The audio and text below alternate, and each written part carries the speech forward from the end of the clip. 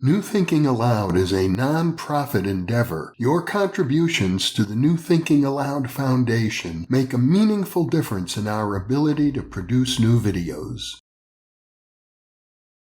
You can now download a free PDF copy or purchase a beautiful printed edition of Issue 5 of the New Thinking Aloud magazine.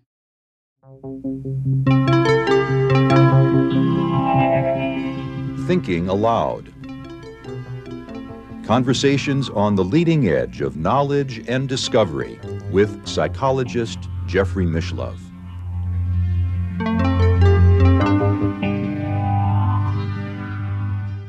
Hello and welcome. I'm Jeffrey Mishlove. Today, we'll be exploring the topic of neurodiversity, and in particular, looking at the question of two persons inhabiting one body.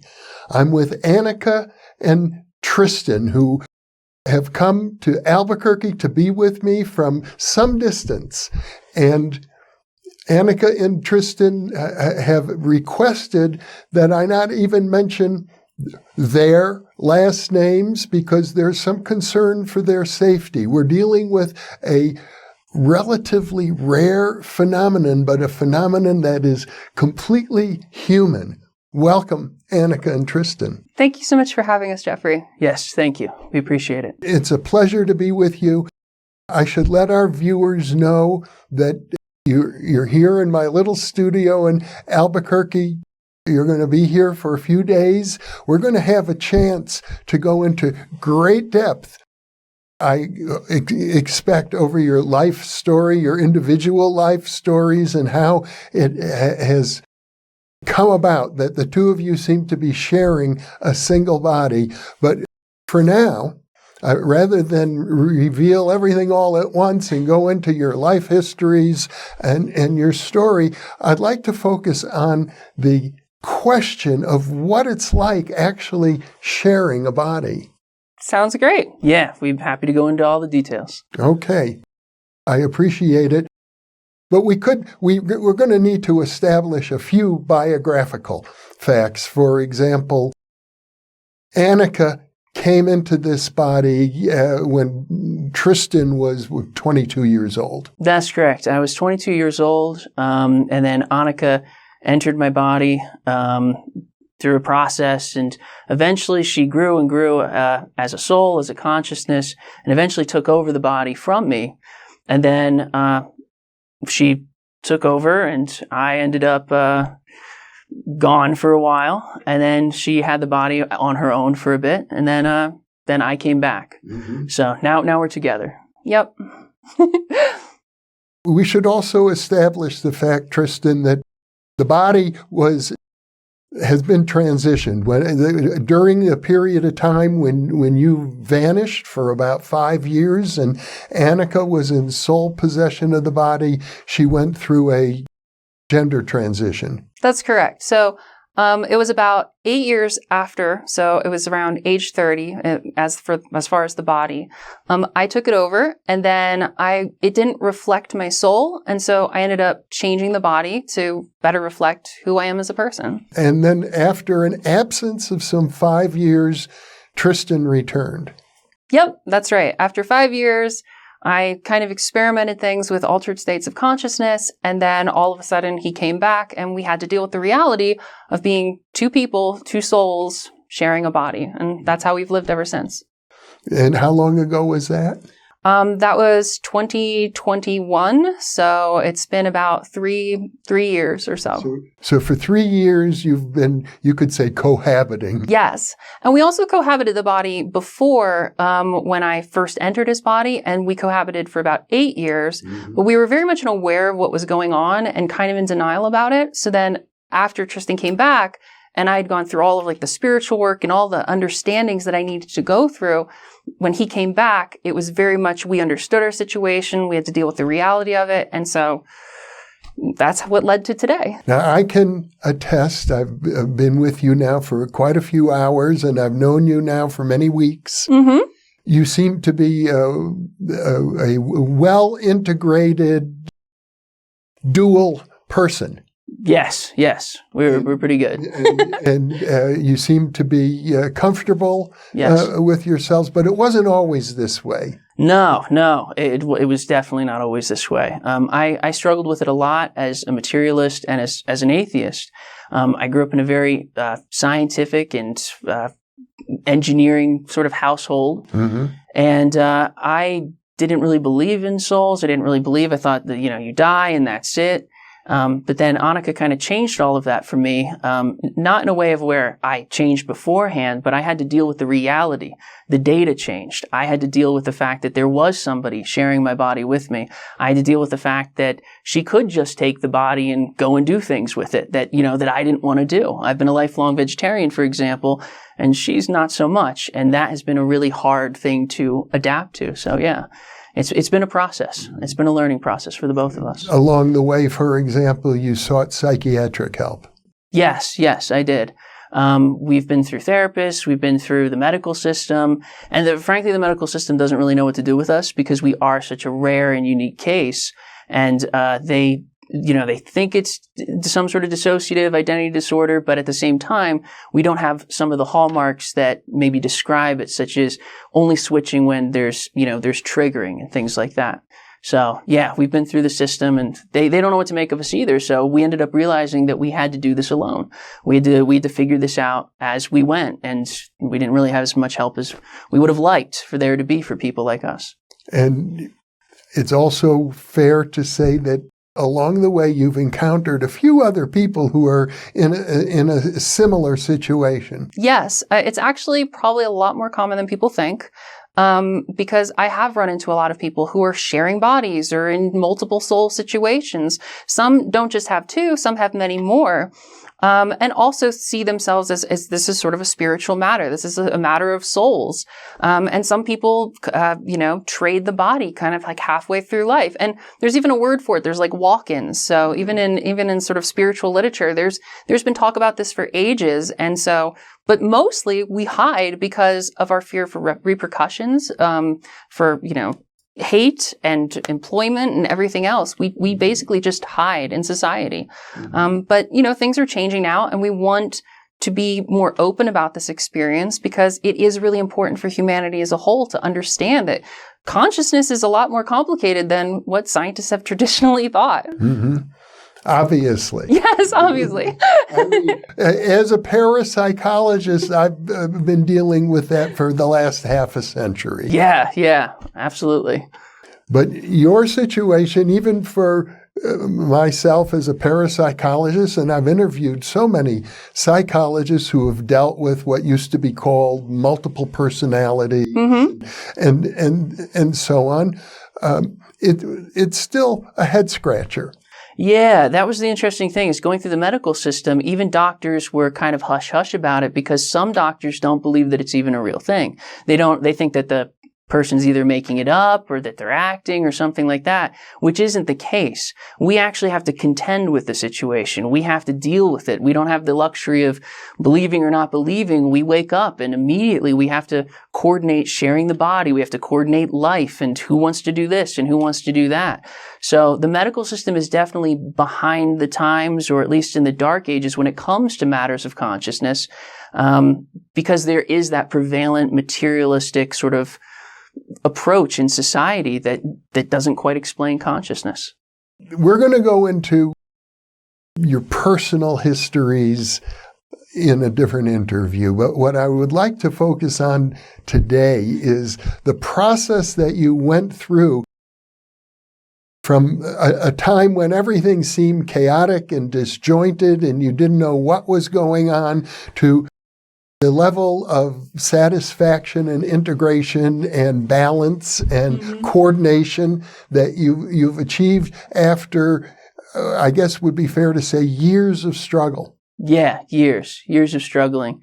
Even initially when I came back after 5 years, we didn't know how long we were going to live. We were actually afraid that we were probably going to die and it wasn't going to take long, like maybe a month or two, because of how jarring, how difficult just living day to day was.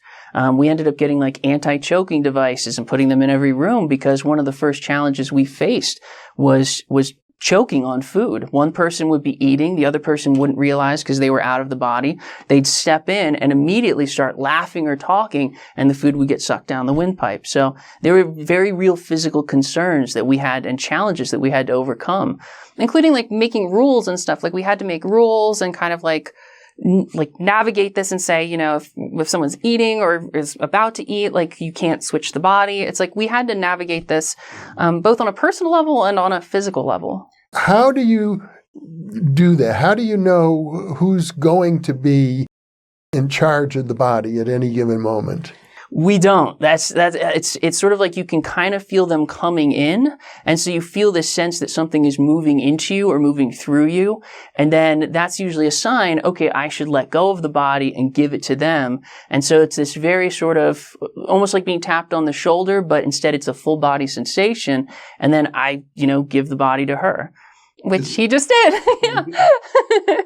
And that's how it works. And it's the same for both of you in that regard. Yes, we both feel that sensation. So I'll feel him start to come in, or he'll kind of like make his presence a little bit more known. And then I go, oh, he probably wants to say something. And then I'll let go of the body.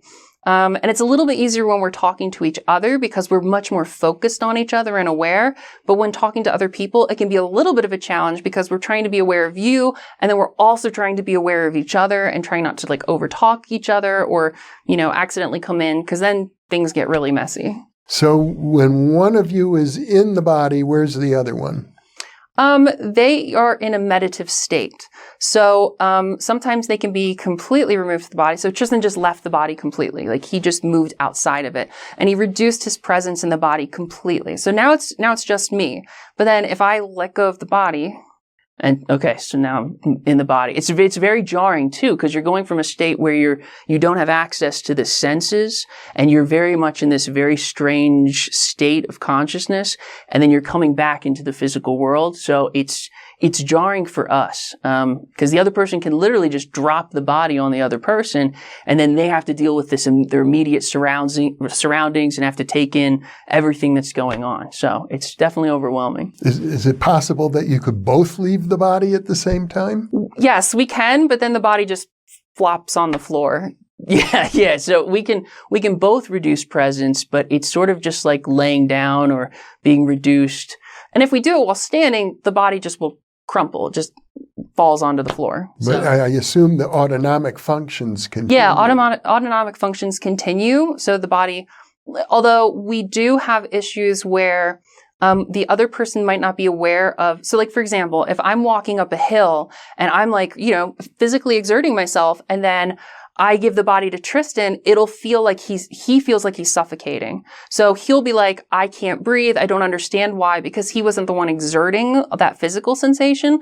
So there is some tie into the autonomical functions,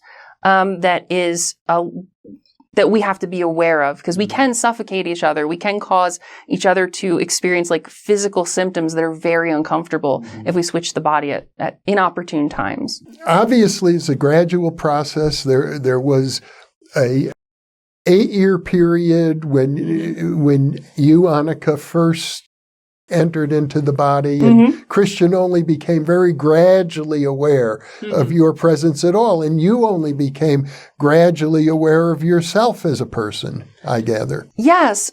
So for me, of course, coming into this situation, I didn't really have anything to describe it. I didn't understand anything. And I very much had like a childlike mind where I was just like, I liked certain things. I didn't like certain things. And I kind of navigated my life like that. And I really wasn't aware that this wasn't a normal thing. I didn't know that I didn't understand society. And so I kind of had to grow like a child would over the course of 8 years until I had full control over the body.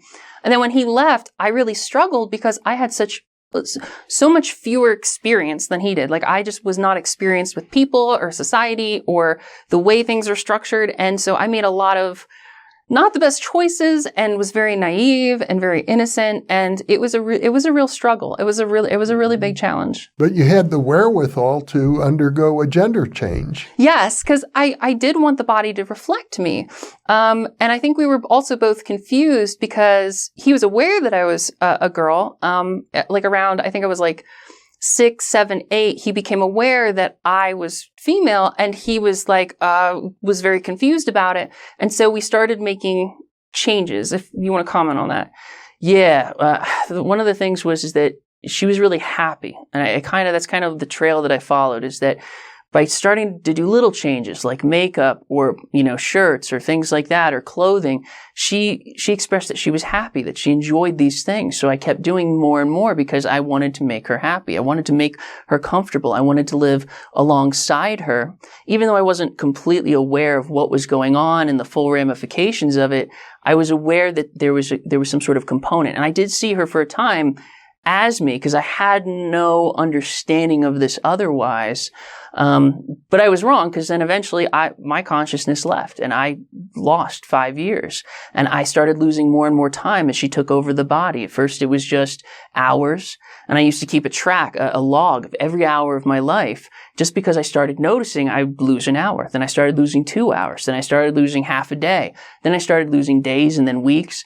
And eventually I lost a month and realized, oh my God, I'm dying. I had no other words, no other understanding for it.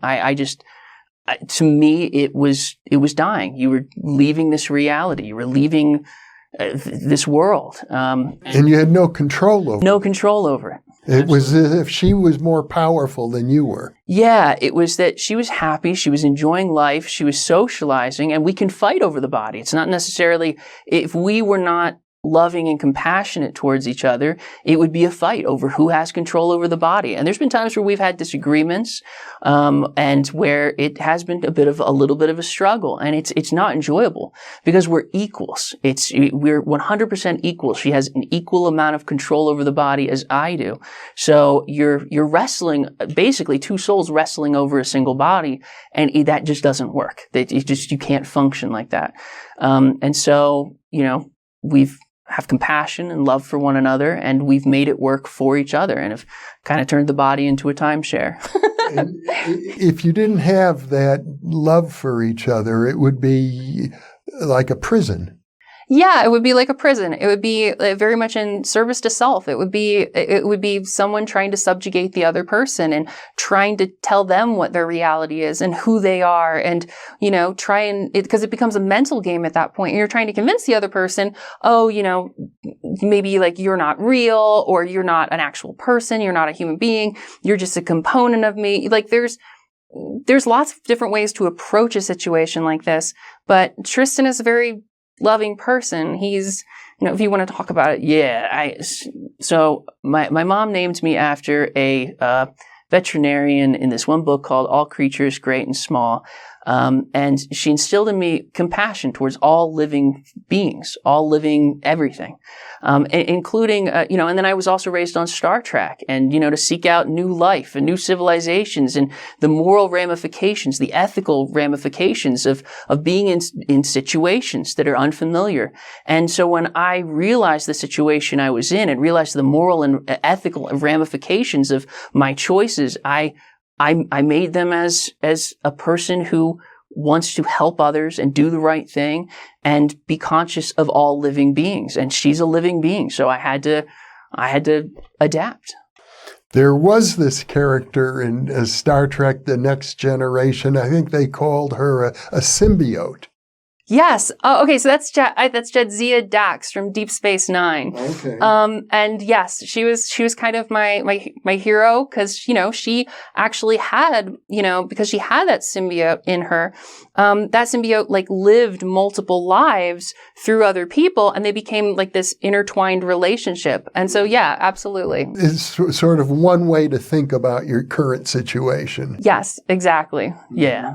Only it's hard to tell who is the symbiote. Tristan had that body all to himself for at least 22 years. Yes, I had it to myself for 22 years. And at 22, she was very small. So she was just basically very, very tiny. So I was barely noticeable. And then over the course of 8 years, she became stronger, had learned more, had interacted with the world more, and eventually she was able to take over. So it felt more like I had 25 to 29 years of experience with the body, and then died, and then, she took over. And the interesting thing to me is that when you died and she had sole control of the body for approximately 5 years, and you came back after 5 years, for you it was like instantly you were dead. And I mean, you don't have any recollection of the intervening 5 years. No, I don't. For me, it was like jumping through time. I like to say it was like a Back to the Future moment where all of a sudden I wasn't aware of the pandemic. I wasn't aware of the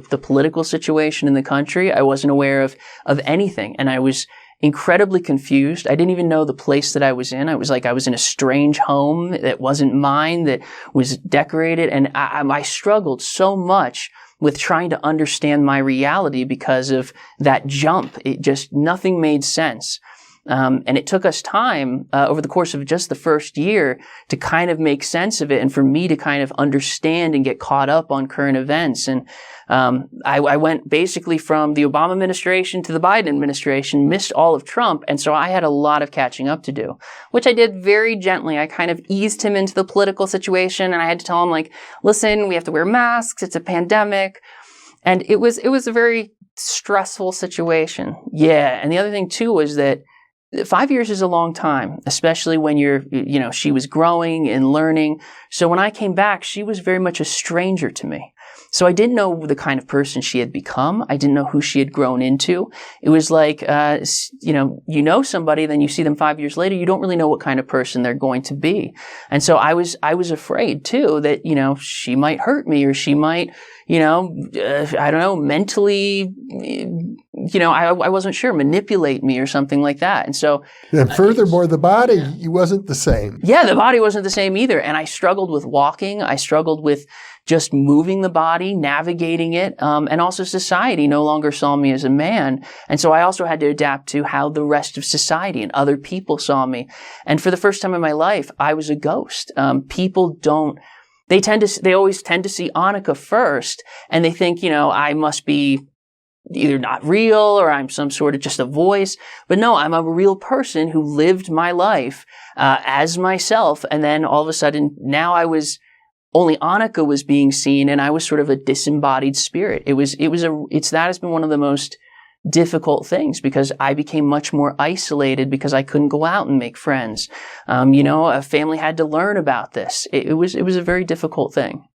And that's how she felt. So I kind of understand how. Yeah, that was the thing that I really struggled with when I took over the body, was that people were used to, so Tristan's friends knew Tristan, but they didn't know me. And so they were confused. His family was confused.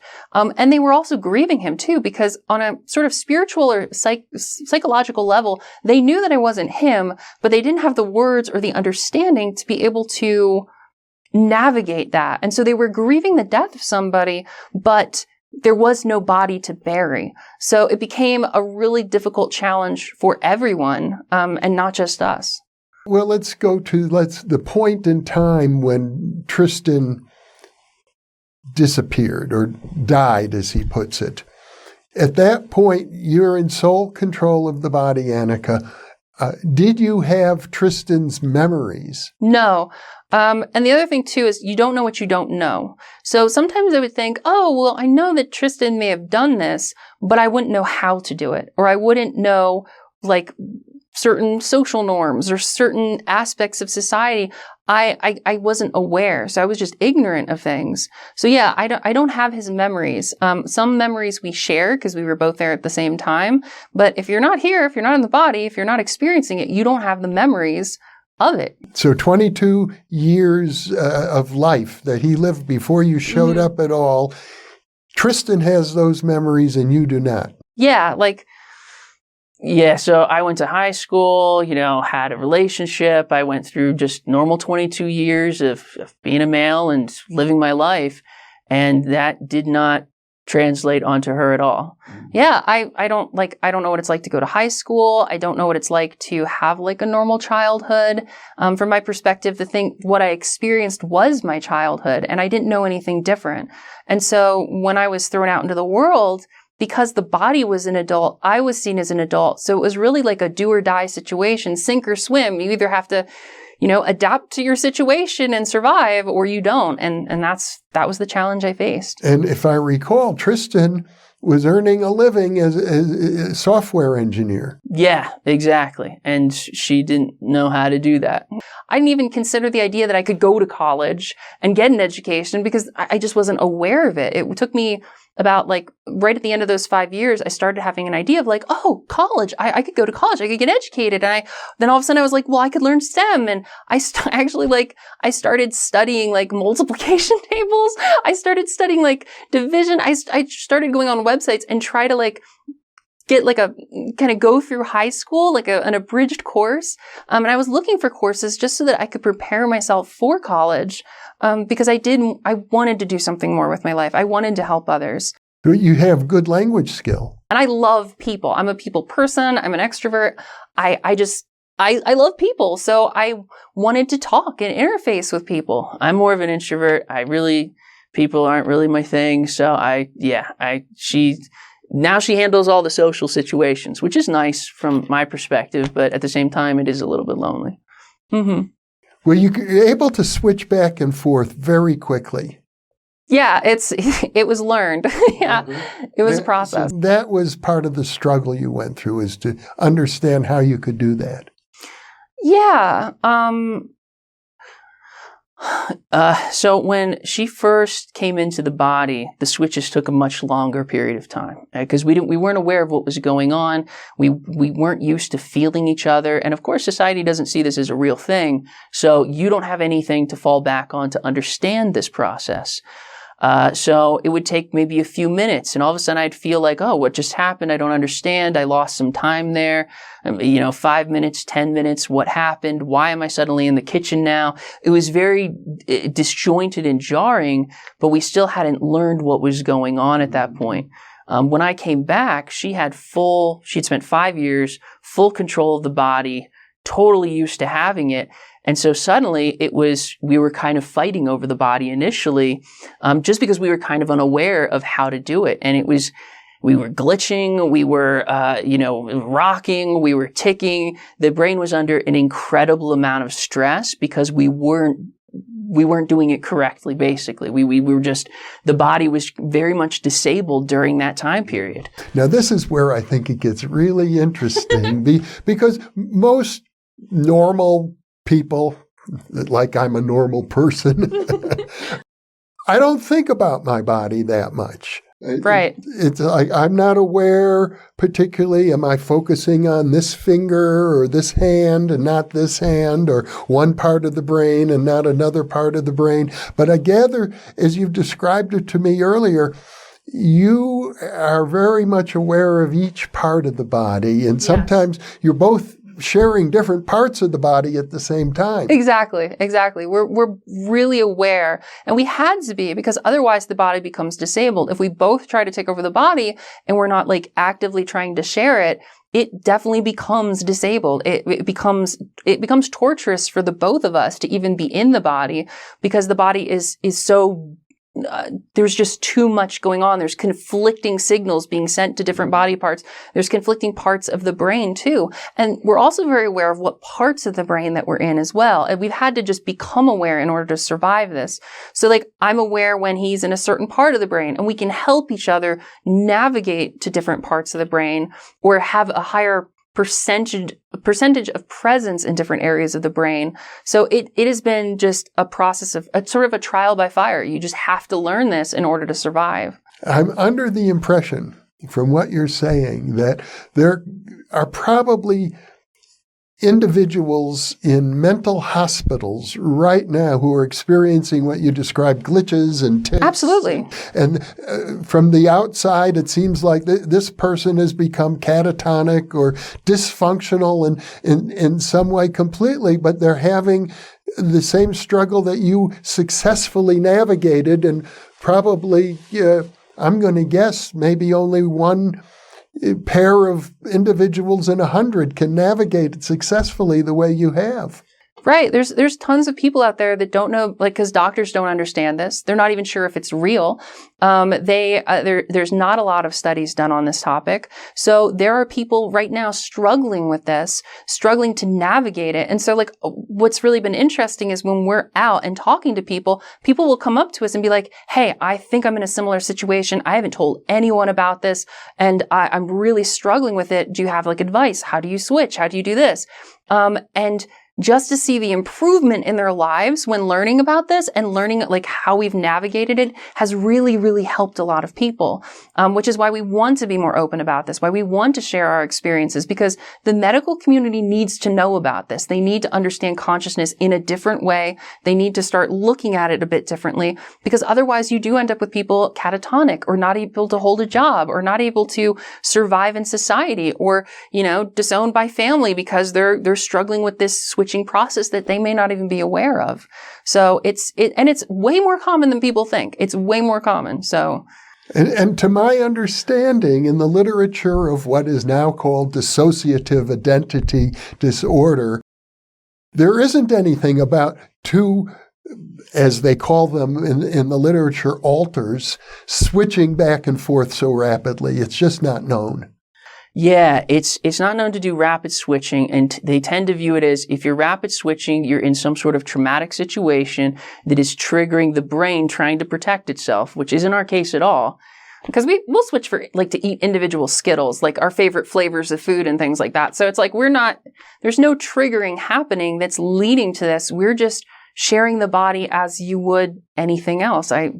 Mm-hmm. And, yeah, and the other thing about alters too is we don't even like, this is just us personally, but we find it sort of dehumanizing to use the word alters or systems because it removes that human element. So we prefer, soul. We prefer seeing each other, as actual human beings, real people, because that's what we are. I spent my whole life as a real human being, and then all of a sudden now I'm an alter. It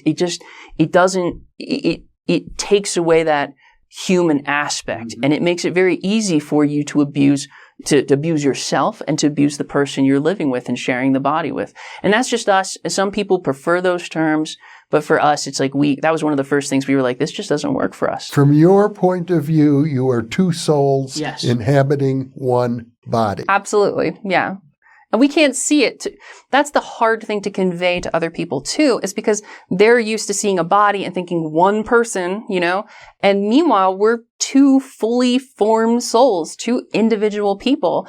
And it's hard to communicate to the outside world, which is so attached to a body being a person. Mm-hmm. And when it's really more complicated than that. And although I gather you've gone through years of struggle, serious struggle, you would consider yourself at this point happy and well-adjusted. Yes, we love each other very much. Mm-hmm. Yep, we have a normal home life. It's like we wake up in the morning, we make breakfast together, we work together, we do everything. We love each other. We love our situation, and we wouldn't change it for the world. Yeah, we're very happy. Well, I think that's the key. I remember in my freshman psychology class, they said the very first definition of mental illness is that a mentally ill person is unhappy. Yes. You need to have love, compassion, forgiveness. You need to embody these things and treat other people as you would want to be treated. That's foundational. That's mm-hmm. key. I think you would agree with me that whatever is going on here, it's not a question of mental illness at this point, although maybe at one time it could have been thought of that way. Yeah, in the same way that you could say, like, a disorder, it makes your life disorderly or hard to live. Mm-hmm. We don't view this as a disorder. We don't view this as an illness. This is just, our life. This is just normal for us now. And we're happy. So mm-hmm. yeah, I think, like, we each individually struggle with different things. Like, I've dealt with anxiety, I've dealt with depression, and I know Tristan's dealt with depression at times. Yeah, it's like we can still have our individual struggles with, say, like mental illness, like with depression or something. I really struggled with the reality of my situation and being depressed, not having friends or not being able to talk to people and feeling isolated, and that caused some tension in our lives. So we can individually have different illnesses or disorders, but we help each other. We help each other work through those problems, and try to be aware of when someone's slipping or having anxiety and trying to calm them down. So it's like we just help each other. And you've learned how to work together as partners. Yes. Yep. Absolutely. How do you do that? I think what Tristan was saying, it's love, it's compassion, it's so easy to get lost in your own head and see only things from your perspective. And you have to go, well, this person feels this way. I really need to really think about why they feel that way or why they may be, struggling, and really just have that heart and that compassion and realize like that's what it's all about. It's about love. It's about spiritual growth. It's about learning. And really having the patience to say, how can I help you? What do you need? How can I be there for you? And then following through with that and really being aware of the other person, because otherwise, they're going to suffer, you're going to suffer, and it helps nobody. Well, what does it feel like if, let's say, you're Annika in one part of the brain and Tristan is sort of in a different part of the same brain? Mm-hmm. What is that like? Is it possible to put it into language? Like, for example, like one of us can end up becoming a little bit more paranoid than the other person. So we're like, like, for example, I might be like worried about like how I see myself or what I think about other people or like how other people perceive me. And Tristan, he's not in that part of the brain and he can recognize that I'm, struggling or I'm caught in a loop inside of one part of the brain. And he slowly says, hey, you need to move yourself out of this part of the brain, or he makes room for himself in another part of the brain and allows me to move into it, which is really, really helpful because it's immediately calming.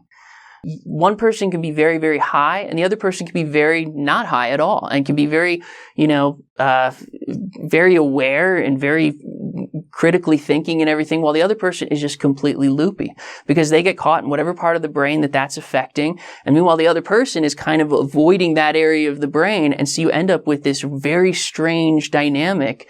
And then we can exchange it by going into different parts of the brain. And even with different, frequencies or different thoughts, it's like we have to become aware of these things because at first, because I had never smoked my entire life. I'd never had marijuana before. When I came back, Annika really enjoyed marijuana, so she would smoke. And then we would just start trading it back and forth, and that didn't make any sense to us. We couldn't understand how this was happening or how one person seemed to be logically thinking and able to process things and navigate very well, and the other person was just totally high and out and, dealing with munchies or whatever. And slowly we learned, hey, there's parts of the brain that we need to navigate and that I can make room for you or she can make room for me. And so it's been just a process of learning just how that works. Because you use the metaphor of space as if there's some sense of spatial location that involves different states of consciousness. Yes. There is. You can definitely be in different states of consciousness. You could be in different states of thought. And in that sense, it's like you're in that part of the brain. And if one of us is in that part of the brain, we are taking up like physical space, just like I can be in an arm. It's like he can, if he comes in, like then the arm isn't going to work as well. So sometimes we try to avoid each other at times in the brain just so that we don't clash. Because if we both go into the brain completely at the same time, it will glitch out and it'll tick and then it'll try to reset itself because it's getting conflicting waves, conflicting electrical signals, and the brain just is like, it's like error, and then it just glitches us out and tries to calm that side of the brain. So it's interesting. Can you, like, for example, one of you control one hand and the other person control the other hand? Yeah, we can. Yeah, okay, so like if I have this hand and I have this one. Okay, so this is so stupid, but if I go, it's stupid. It's so ridiculous. But yeah, we can control individual parts of the body, and it's not as super clear because you can get confused. It's very easy because the thing that you have to do is you have to be able to go into a meditative state, either in that body part or not. Well, a better example than the stupid head patting, stomach rubbing one is that we cuddle. She'll take an arm, I'll take an arm, and then we just we'll hold each other and we'll just lay in bed. And it's no different than we've both had partners. It's no different than laying there with a partner. You can feel them and the arm feels foreign to you. It's not your arm. So you're laying there in bed, you're just hugging. And so we hug all the time. We cuddle. We can be physical with each other because we can trade pieces of the body and just sort of curl up, and it feels wonderful. It's no different than anyone else. So at this point, neither of you is interested in a different romantic relationship than what you. No, we're super content with just each other. Yeah, we live together. We live life together. I can't even imagine bringing somebody into that because they would be dealing with entering a 3-person relationship, and that would it'd be extremely complicated. And we're also happy with each other. We wouldn't want to do that. Yep, we're very content. And you're also able to hold down a job. Yes, yeah, we hold down a job. Obviously, we can't society isn't ready for this, so we aren't open about it, but we are able to hold down a job and one that's pretty stressful, high intense. It's intense. It's very a lot of mental work for it, and yeah, so we do good. And the nice thing about that too is that she's able to handle the people side of things while I'm able to handle the more analytical side of things, which is really nice. And that we're, 2 heads are better than one, they say. So, and I think it's true. How about reading? Do you read books? Yeah, we read books, but it tends to be who's ever interested in the book ends up reading it, and the other person either doesn't pay attention or will listen to the other person reading it. So you can, or, sometimes Tristan will read books to me and, he'll do the voices and stuff, some of my fondest memories are him reading The Hobbit to me and things like that. And it's really fun. And then the other cool thing about it too is that you can see the other person's mental images while they're reading. So it's not you're just hearing their voice, you're also seeing their mental image, and you're also having a mental image of your own, which can get a little complicated because they end up getting overlaid or taking up the same amount of space. But it's really fascinating because the sensation that you get from that is almost like you're hallucinating because it's not your thoughts and you're seeing things that you can't control. So it's this other person controlling what you're seeing in the mind's eye, which is fascinating and amazing because they can surprise you and you go, well, you really think that? That really looks like that to you? And, it's a really it's fun. So It's a kind of telepathy. Yeah, I would see it very much like telepathy. It very much feels like that. You can share concepts, you can share pictures, you can share entire ideas with each other. That doesn't mean the other person's going to understand it. They have to interpret it within their framework, their mental space, their life, their memories. It all kind of ties in. So you can share things with that person on a very telepathic level, but it's going to be up to that person to kind of interpret it to some degree. And at the same time, this is what I find fascinating. You have this telepathic access to each other, but you also prefer much of the time, maybe most of the time, if you're going to communicate, to do it verbally. You speak out loud to each other. Yeah, because when you are the thing is as human beings, there's so many steps before you talk. Just even talking with you, I have to think about okay, what you've said. I have to kind of internalize that. I have to visualize it a little bit. I have to kind of put it within my context. I have to do all of this mental work before I'm ready to talk. It happens very fast, but there's this thought process taking place before I speak. The issue with us is that we have access to the whole process. So we can hear the other person thinking it through, deciding on what they choose, and they might go down different possibilities. Oh, I might say this. Oh, I might say that. And you end up getting, if you just communicated that way, you would become very confused because you'd be oh, why did you think this or that? And then, you have to talk it out because once it comes out of you, it's you've processed it. You've put it to words. You've gone through this mental process that allows you to communicate. And so, especially if we're talking about something very serious, or even just I don't know, we just prefer to have that communication verbally because it it really solidifies what the other person is thinking rather than guessing what the other person is thinking.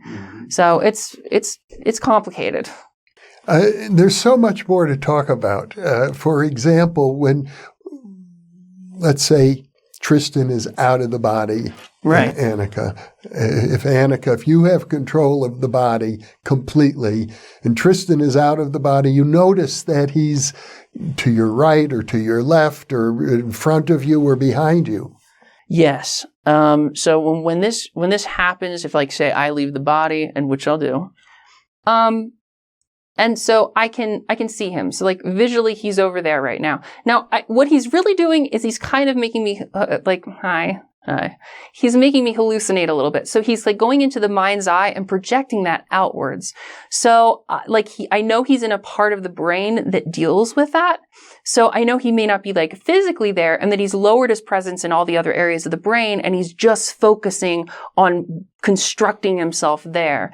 So it's like he can't like leave and go into another room and read a piece of paper and, in a sort of weird remote viewing situation. It doesn't work like that. But it's really nice being able to see each other and have that conversation. There's another component to it too, is like we can look off, and the nice thing about, like, for example, like if I'm turning this way and I'm looking towards her, I'm actually looking into her eyes, but we're both over top of each other. So we can look into each other's eyes by looking at the same point in space, because we're both there and we're both in the eyeballs, so we can see each other. And it's actually much easier to communicate with each other when we're actually looking into each other's eyes. Mm-hmm. So it's not as if you're skilled in bilocation. Right. And we haven't really like messed around with that because there's already so many challenges that we're facing. We're not ready to start astral traveling or bilocating and things like that. And we don't know how it works. So we're still new to this. It's only been a couple years. So we're still trying to figure things out and understanding how far does it go? What's it like? Well, we did have like an out of body experience at one point, but we became so frightened when we both left the body, and it was more like being like up towards the ceiling or leaving it, that we immediately went back into the body with like a thud. And it was actually like really frightening, and we haven't done it since. Mm-hmm. So there's more to it that we haven't explored. And we've just, because our main focus is just being comfortable with life and comfortable with each other and comfortable with our relationship. Which is difficult enough. Yeah, exactly. It's unbelievably difficult. So it's like that's been our focus. Although I recall you did experiment with remote viewing. We did. And we had a lot of success at it too. Really super accurate things where I'm like, it's like we're drawing it out, and I'm like, there's definitely fire. I feel heat. And sure enough, it was a fire in a desert. And I was like, oh my gosh. So but it's a very different process. You're dealing with intuition. You're dealing with whatever comes to you immediately, and kind of relying on trusting your instinct on it, and not getting lost in thinking about it. And it's one of the nice things about our situation is that in order to trade the body, we have to go into meditative states. Mm-hmm. So like, if I leave the body, I have to go into a meditative state where I'm not thinking everything. I'm completely relaxed and I'm just leaving. And now she's giving the body to me, and I was in a deeper meditative state. So she's going behind me and basically leaving the body on me, and I'm able to come through it and increase my presence. So I'm coming out of the meditative state. So we got really good at meditating because we're always having to meditate. We don't have a choice. If we want to trade the body, one person needs to go into a meditative state, leave the body, leave the brain, and the other person has to step forward and go into it. And you're able to do that really rapidly. Yep, really quickly. Because we've gotten really good. We've learned like one person can be at a certain percentage in the body, and the other person can go back and forth, like in front of them, behind them, in front of them, behind them. Or, that person might go behind, and then you kind of come up, and then they start doing that. So we can trade the body in different ways, just by adjusting how deep our meditation is and being aware of where the other person is in their meditation. Although you haven't practiced bilocation or astral travel, you're pretty good at meditating. Yes, meditating. Mm-hmm. And which has basically gotten you to where you are now. Yep, exactly. It's through meditation. Through meditation, yep. So this is something psychiatry has barely an understanding of. Right. Well, I think what gave us a really unique advantage is that, you have to be really aware of your thoughts. You have to be, because if you're, paranoid, or you're in fear, or you're thinking. And so you have to be aware of like, oh, I'm actually taking up a lot of space in the brain because I'm continuously thinking about this thing. So I need to try and silence those thoughts. So you have someone to kind of bounce your meditation off of, because the results are very clear. So we ended up getting really, really, really good at it just from having that second person to meditate with and understand. Because she can also point out, hey, listen, you keep thinking about this. It's driving me crazy. All I hear, or when like a song gets stuck in one of our heads, yeah, that's the worst. Because you can't stop them from having the song stuck in their head, and you have to try and make them aware of it. Mm. Yep, it's a challenge. Yeah. Well, and I understand you like to play games together. Yes, we're huge board game aficionados. Right now we're playing Frosthaven and Gloomhaven. So we play really complicated board games, and we prefer cooperative games versus competitive games, because competitive games are very isolating. You've got your cards, you're holding them up, you're trying to not let the opponent think what you're thinking, versus with cooperative games, you're both there trying to work towards solving something. And one of the nice things about, say, a board game where you have two characters is we get to experience both having a body in some sense. So if my character can go into one room and get a treasure chest, and her character can go off and fight monsters, and we have this, it's almost like we get to kind of be normal for a little bit, and we get to both have bodies and navigate this fantasy world. So these are role-playing games? Yeah, they're role-playing games. Oh, I see. Yep. Okay. It's really fun. And I think one of the most interesting things, I'm going to ask you to do this, is I know you play the guitar together. You can actually sing duets. Yeah, we're both musicians. We both love music. Tristan, he learned how to play the banjo. I learned how to play guitar. And then when he came back, I taught him guitar enough. And then we realized that it also helped us with our switching, because here we were trying to trade not only the brain, but also trying to trade the hands and the arms while trying to keep a tempo, while trying to play the style that we do, because we play guitar completely differently. Like, we have two completely different styles of playing that we enjoy.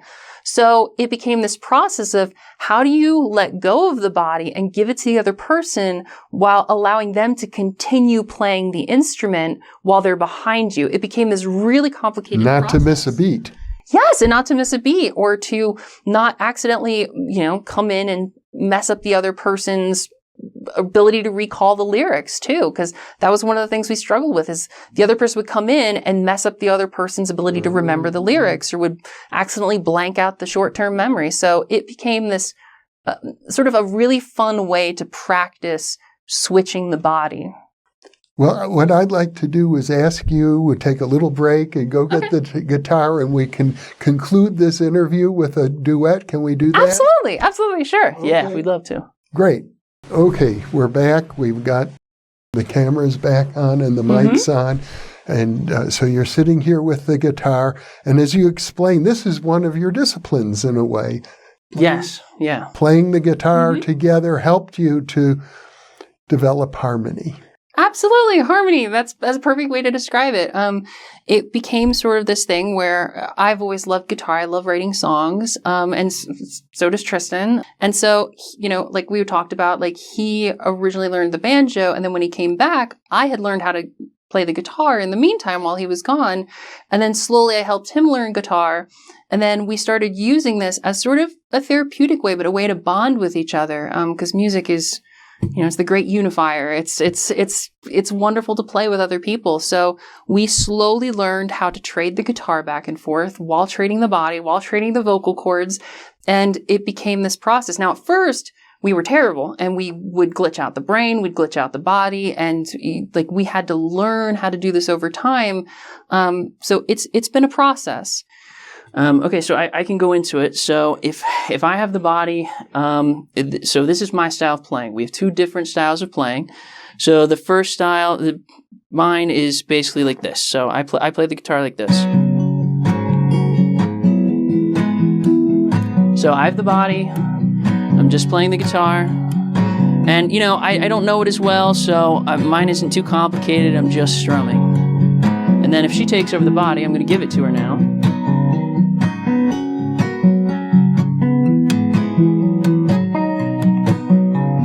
So I have the body, and I have the guitar, but I'm going to give it back to him.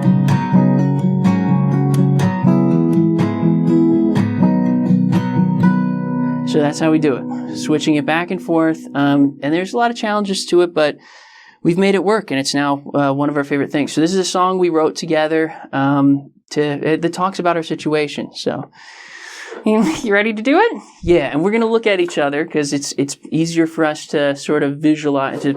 Because looking into each other's eyes, it's like we're playing to each other. So it helps relax us and calms us. And it's like, hey, I'm singing to you. I'm singing with you. Yeah, it's nice.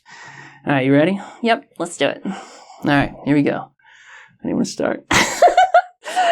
Anywhere. Okay.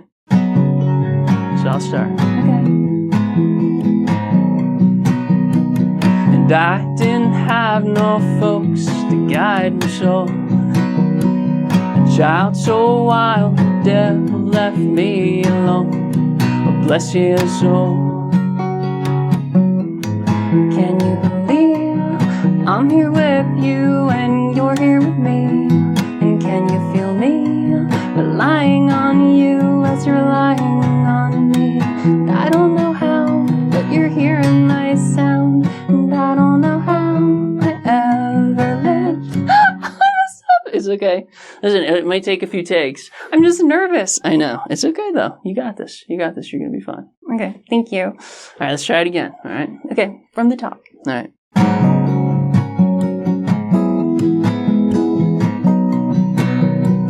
And I didn't have no folks to guide me, so a child so wild, death left me alone. Bless his soul. And can you believe I'm here with you and you're here with me? And can you feel me relying on you as you're relying on me? And I don't know how, but you're hearing my sound. And I don't know how I ever lived without you.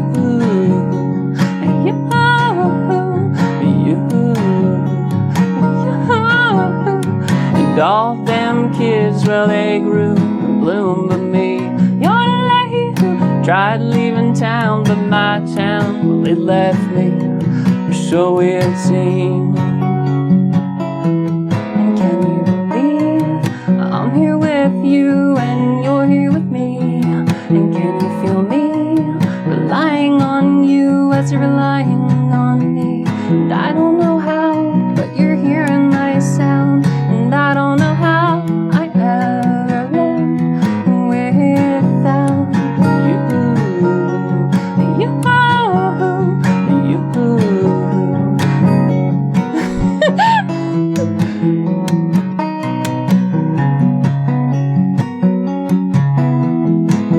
We're playing together.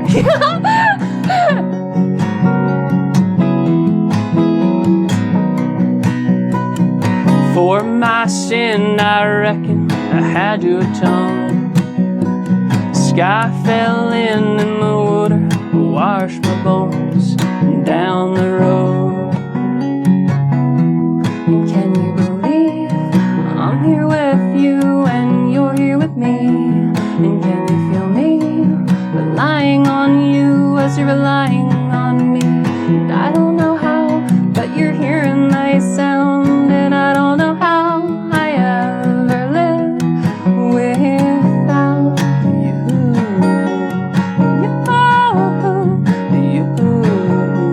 The Catskill eagle swooping within a gorge. Yodelay who still flies high. The desert hawk that soars red before. Can you believe I'm here with you and you're here with me? And can you feel me relying on you as you're relying on me? And I don't know how, but you're hearing my sound. And I don't know how I ever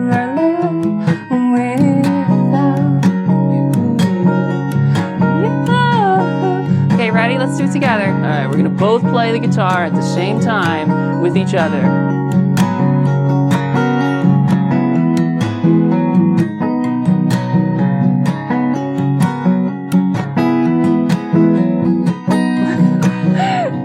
Sorry, I'm gonna step on your toes.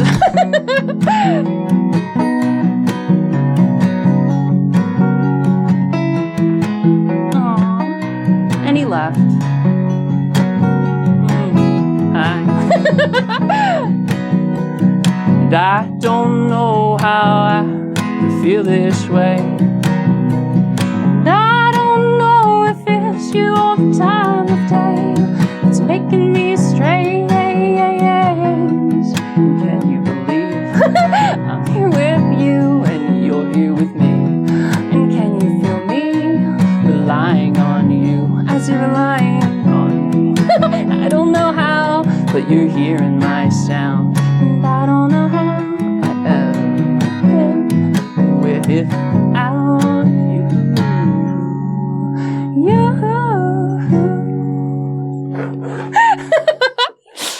That's pretty good. Amazing. Thanks. Yeah, Absolutely. And you're very talented. Thank you.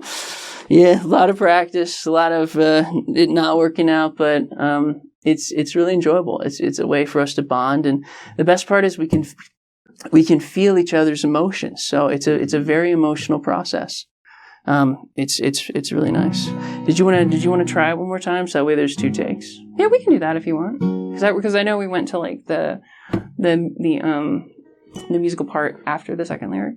Would that be all right if we did Sure. that? Yeah. Okay. All right. Ready? No, not that song. Okay. Ready? Yeah. Let's do it. Okay.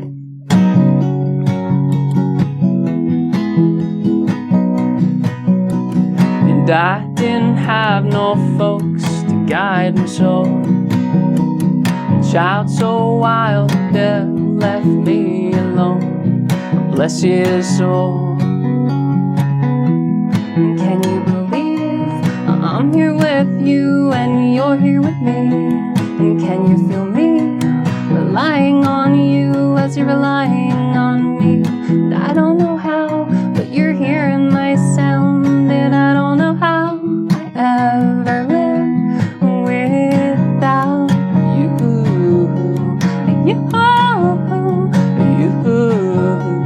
And all them kids, well, they grew and bloomed, but me, you're the lady who tried leaving town, but my town, well, it left me, or so it seemed. Can you believe I'm here with you and you're here with me? And can you feel me relying on you as you're relying on me? And I don't know how, but you're hearing my sound. And I don't know how I ever live without you.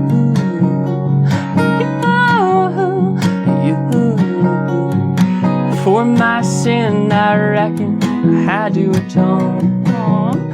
Sky fell in and the water washed my bones down the road. Can you believe I'm here with you and you're here with me? And can you feel me relying on you as you're relying on me? And I don't know how, but you're hearing my sound. And I don't know how I ever live without you. Catskill eagle swooping within a gorge. You're the lady who still flies higher than a desert hawk that soars red before. Want to play together? Yeah, let's do it.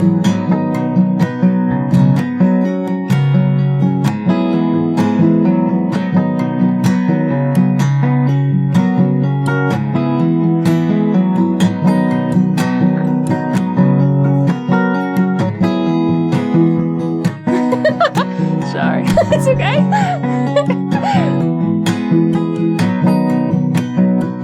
And I don't know how I could feel this way. And I don't know if it's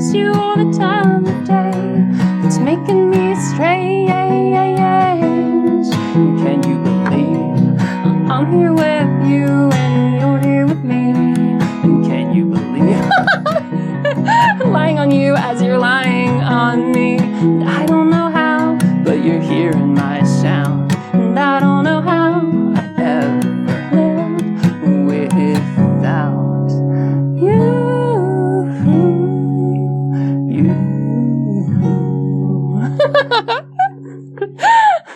I love you. I love you too. That's so wonderful. Thanks. That's so wonderful. What a blessing you are. Thanks. Yes, we appreciate it. Thank you. I'm so honored to be able to share what you have achieved with our New Thinking Aloud audience. I think this is a first. And I'm just grateful that you have the courage to come out. Thank you. And thank you for having us. It's an honor being here on this show, to sit in the chair with where so many greats have sat, and to be across from you. It's surreal. And it's an absolute honor. And we're also so happy to be here and to be able to help others and to share our story, so that hopefully things can change for people like us and for the medical system, so that, people can start taking consciousness and looking at it in a different light. The good news is that we're just getting started. Yep, just getting started. We have more to go. So thank you for being with me. And for those of you listening or watching, thank you for being with us, because you are the reason that we are here.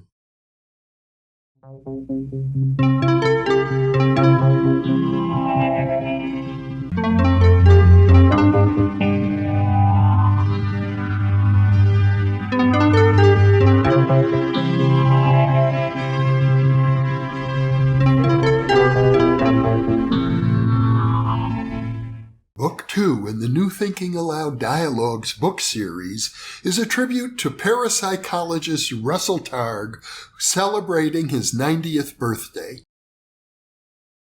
New Thinking Aloud is a non-profit endeavor. Your contributions to the New Thinking Aloud Foundation make a meaningful difference in our ability to produce new videos.